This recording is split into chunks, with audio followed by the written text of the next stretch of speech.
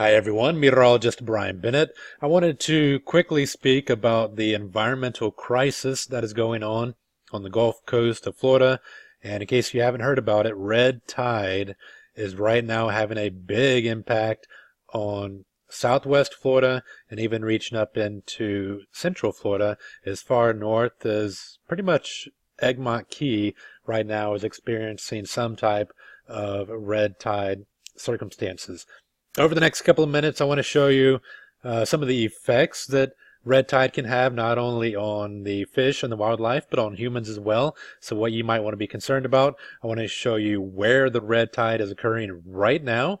I want to show you where the red tide is going to go and what's causing the red tide. Who is to blame for this mess, and is there anything we can do about it? All right, so a lot of us know, or most of us know, that red tide does result in large fish kill. It's pretty disgusting. It's very unfortunate that a lot of fish we never even get to see because they're out swimming, having a good time out in the Gulf of Mexico. Those are washing up on the shore. I've never seen an eel in the water around Florida and the Gulf Coast, but I've seen so many dead eels just because of this red tide. So basically, everything that's swimming out there is being suffocated. They're just dying, and it's being washed ashore, and of course it is creating that nasty stench of dead fish as well. So it's really a tragic and sad situation. I will warn you though, some of these images are a little graphic. This one actually breaks my heart to see dead manatees. I believe the latest count was around 80 manatees or so. Don't quote me on that, but I think around 80 manatees may have died. Nonetheless, we are seeing manatees, sea turtles, dolphins being impacted by this as well. Obviously, when there's no oxygen in the water and they're breathing these neurotoxins in, then they can succumb to this as well and die. And not only manatees and sea turtles and dolphins, but for the first time, a whale shark was possibly killed by red tide as well. There is some debate about whether this whale shark that was washed up on the shore of southwest Florida was truly killed by red tide or not, but in my mind, there's no doubt about it. The toxins were found in its gills. They are not carnivores. They don't go around eating other big fish. They go around filtering the water, and when they're filtering the water, they're also filtering these toxins. So this particular whale shark came swimming through a big plume of red tide, and it ended up taking its life. So it's pretty sad what it's doing to our sea life out there. And not to mention, there's so many other things. The economy is being strongly impacted by this. The beaches are empty where the red tide is at its strongest right now. So it's really a pretty tragic scenario right now. The red dot shows where the red tide is at its highest concentration, and you can see that we have a lot of red dots right now from Collier County, Lee County, Charlotte, Sarasota, and we should go ahead and extend this up into Manatee County as well. I was, again, filming offshore of Sarasota area yesterday, and you can definitely see the fish kill and the red tide offshore of there as well. So it is drifting north. It has made its way north quite a bit over the last couple of weeks, really, whereas folks down south, down around Lee County, have been dealing with this for quite a few months. Now, as you probably know, water drains out of Lake Okeechobee to the west into the Gulf of Mexico and to the east into the Atlantic. Now, right now, areas to the east are not being impacted by red tide. So good news for folks that are from Palm Beach all the way up to Cocoa Beach that they're not experiencing the Gulf or the red tide that we're experiencing on the Gulf Coast. This graphic here may look a little wacky to you, but I wanted to quickly show you. It basically shows where algae is right now, and this is a satellite image. So from space now, we can actually determine where algae is occurring. Now, not all of this is karenia brevis, the type of algae that actually forms red tide, but it shows you that we do have a bit of a plume offshore right now, just south of the Tampa Bay area. Another plume also right around Holmes Beach and Bradenton Beach, even as far north as parts of Anna Maria now. It's getting worse. And low concentrations right now around Fort DeSoto. I did see a dead fish or two yesterday around Pinellas Point in very southern Pinellas County. So we're starting to see some low concentrations of Karenia brevis, the red tide dinoflagellate. We're starting to see that in higher concentrations, even in the very southern tip of Pinellas County. Looking farther south, south of Sanibel Island, and you can see we have very high concentrations of algae offshore of the Fort Myers area. Okay, so where's red tide heading? Red tide, at least the red tide that's floating on top of the water, is very dependent on the wind direction.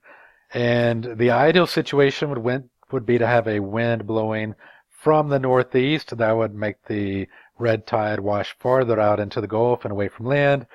Right now, though, we're looking at the current winds, and you can see the winds today have actually shifted to the south and even southwest over some areas. So that's worse because it's going to drag the red tide north. And I would imagine today is probably a lot worse than it was yesterday, right around parts of Anna Maria Island, Egmont Key, as the wind is blowing to the north and dragging that red tide with it. So that's what's happening right now. Let's take a look at the European computer model to show you the next couple of days. These little arrows here represents the wind direction and where it's going to be coming from. So today the winds are out of the southwest, which again is not a good thing. It brings that red tide north. And when you get a westerly wind, that's not a good thing either because it actually brings those respiratory elements ashore. Basically what happens, the karenia brevis, which is a dinoflagellate that eats up all of the nitrogen and phosphorus in the water, it releases these toxins. Those toxins then have its outer shell broken and becomes airborne when it crashes in waves.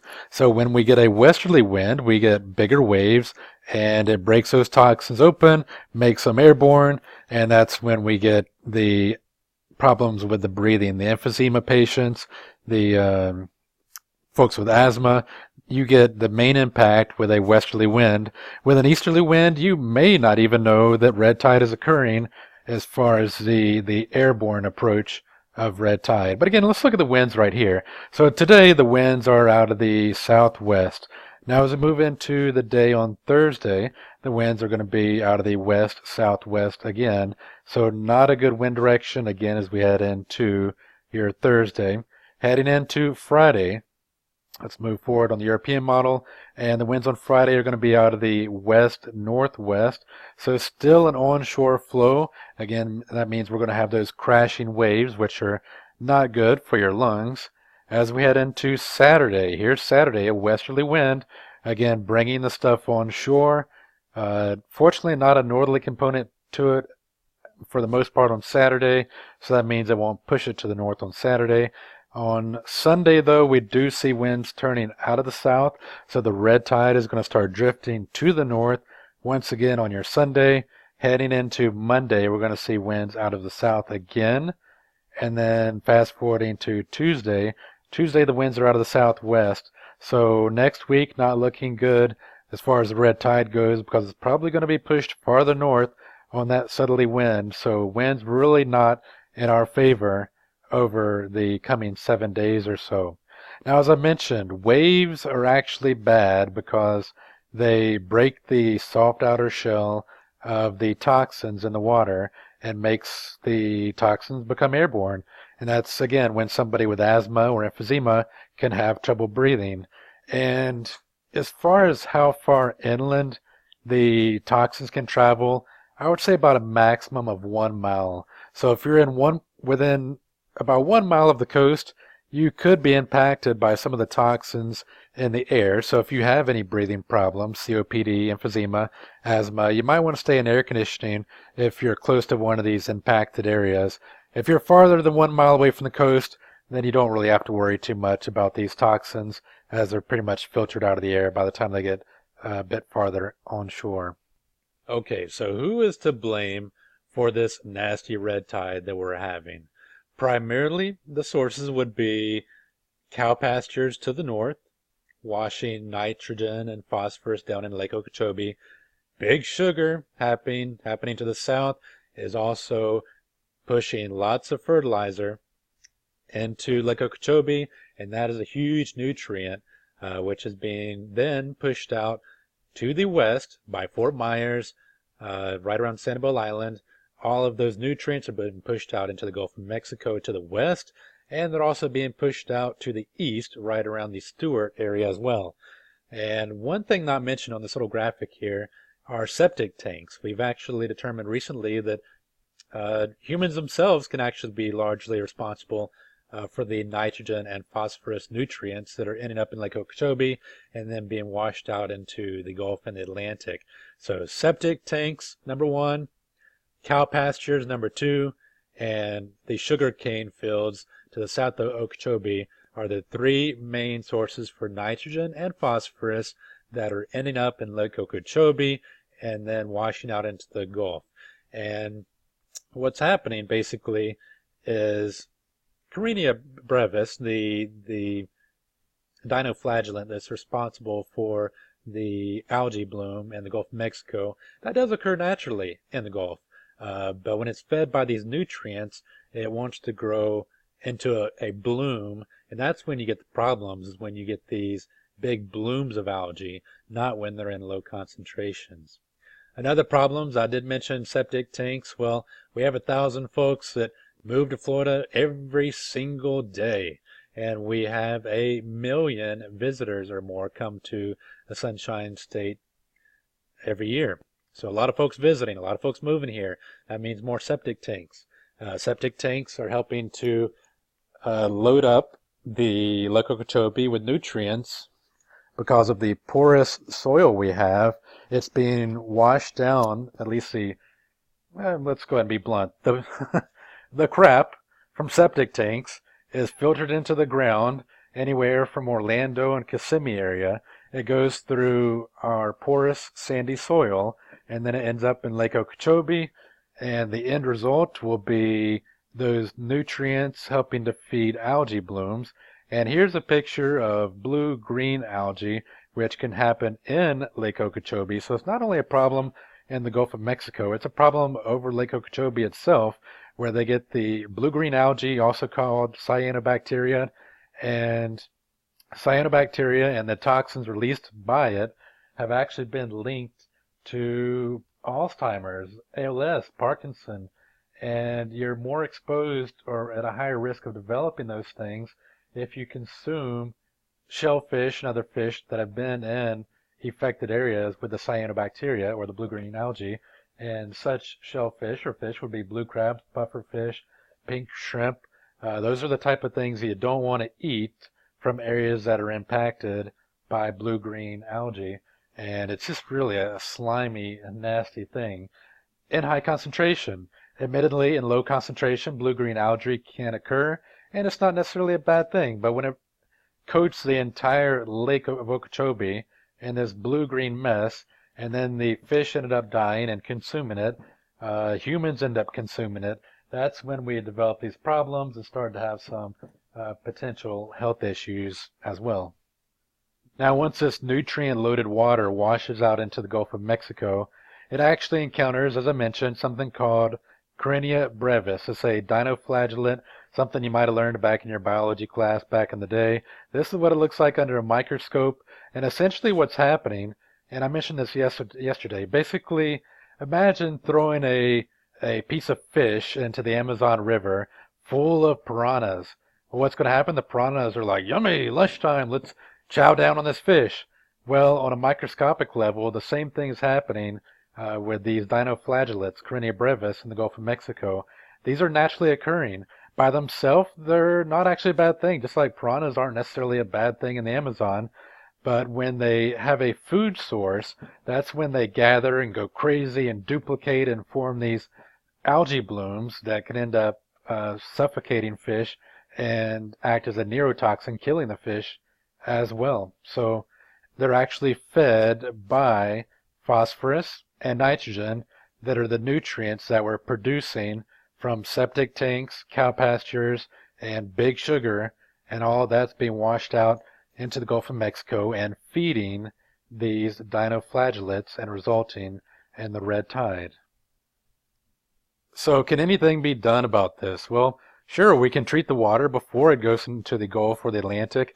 In fact, on the Channel 44 stormwater treatment area on the eastern side of Lake Okeechobee, a a big facility is being built to filter out the nutrients of phosphorus and the nitrogen before it enters the Atlantic Ocean. I'm not aware of any project on the western side which would empty the water into the Gulf of Mexico, but that would definitely be something highly desired and something we should push our politicians for if it's not already in the works. Additionally, really, the water shouldn't be going out into the Atlantic and the Gulf of Mexico from Lake Okeechobee. It should really be going into the Everglades. And you might be saying, well, why would we want to impact the Everglades? I'm trying to get back to the graphic here. Why would we want to impact the Everglades? Well, for thousands of years, water from Lake Okeechobee filtered down into the Everglades, and the plants in the Everglades, to a large degree, can actually handle the nitrogen and phosphorus nutrient loading and can filter that out before it goes into the Atlantic or the Gulf of Mexico. So it should be going south. It shouldn't be channeled artificially into the Gulf or the Atlantic. And we should also try to limit the fertilizers and the nutrients that are even ending up in the first place. Perhaps getting folks off of septic tanks to the north could help as well. So eliminating the source and redirecting the water and cleaning up the water as well as it moves to the south would do a lot towards making this a better scenario and a worst case, and not a worst case scenario. And it is true, in case you're wondering, red tide has occurred for a long time. The Spanish explorers actually documented red tide occurring, but the water is so loaded with nutrients now, it's happening more frequently and more severely. So yes, it is a somewhat natural process, but humans are making it so much worse. All right, so I've been asked, what about a hurricane? Can a hurricane just come along and just totally clean up the ocean and everything be hunky-dory? Actually, no. A tropical storm or a lot of rain or a hurricane would actually make matters worse. The more water that goes into Lake Okeechobee, the more runoff you have, the more water the Army Corps of Engineers will have to send out to the Gulf of Mexico or the Atlantic, and that means more nutrient-loaded water ending up in the Gulf of Mexico. So a hurricane would actually be a bad scenario. All right, can this possibly get worse as times head on into the future? By future, I'm talking about several years in the future, and indeed it can. In fact, with climate change, we could be looking at warmer temperatures, which red tide actually feeds off of warm temperatures. So warmer lakes are bad. If we get more storm runoff from more parking lots and more sugarcane fields, etc. Then we get more runoff, so more nutrient loads. All of that ends up leading to more algal blooms. So yes, we're looking at a situation that can get worse if we don't go ahead and curtail this now, and it's already a bad case scenario. All right, so I did a lot of research. I want to learn as much as I can about red tide. Something you might want to Google if you're still watching to this point and still really interested in red tide. There's something called BMAA, beta methylene L-alanine.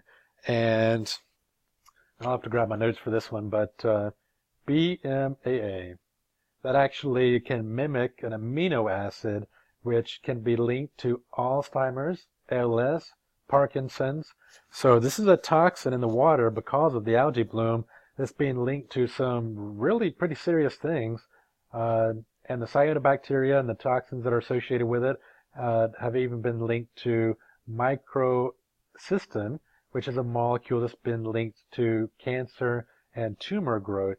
So we're talking about some pretty serious health effects that can be presented, especially if you consume fish that's been around in areas that are impacted by the red tide. So does that mean that you should totally avoid eating any fish that's from Florida? Not necessarily. First of all, there's very stringent codes, so what you're eating in a restaurant should come from an area that's not been impacted or not currently being affected by red tide.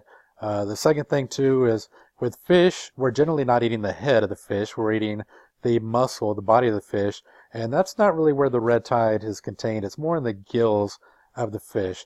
Now, with that said, that's live fish. Dead fish, you don't want to touch those with a 2-foot pole because those do contain not only the toxins but other things as well. Unfortunately, birds are eating the dead fish, and they can be deadly to birds. So birds are dying at a pretty alarming rate as well by eating these poisoned fish. All right, so where can we go to find out more information? First of all, the Florida Wildlife. I'm drawing a blank in my mind. The FWC. They're doing some great research, and they're the ones that are out there sampling the water for these toxins and for the algae bloom. Also, Moat Marine is doing a lot of great research as well. This website here you can go to. It's called visitbeaches.org, and you can click on your beach of interest, and it will show you a pretty updated map showing how the red tide is in that particular area. Let me slide the map over here, and you can see the red tide off Siesta Key. The watercolor is moderate, green flag right now, but still we're dealing with some red tide in that area. So if you're thinking about heading out to the beach, you might want to check out visitbeaches.org. That's one great source for information. That's online, and there's also an app as well that you can put on your phone to have some quick access to that as well. How long is this red tide going to continue? Well, if anybody tells you 3 weeks, 4 weeks, then don't listen to them. They don't know what they're talking about. Nobody really knows exactly how long this is going to continue. All of it depends on how much water runoff we get from Okeechobee and several other factors that we don't really even completely understand yet. I'm hoping it does wrap up in a week, 2 weeks, 3 weeks. But could it linger a month, 2 months, 3 months? That's a possibility.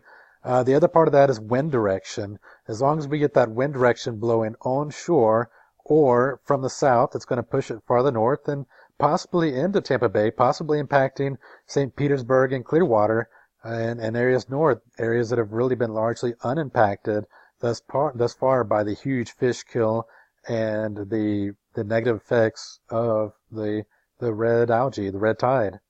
All right, so feel free to comment below if I didn't touch on anything. If you have any questions, I'm still reading the comments that were submitted yesterday when I was doing the live video for my drone. I always appreciate any comments that you might have. And anyway, that's all I have for now. I think I've gotten to most things that I wanted to mention, and this video is getting pretty long. So I appreciate you watching it. Any questions, feel free to zip them my way. All right, guys, have a great and safe evening.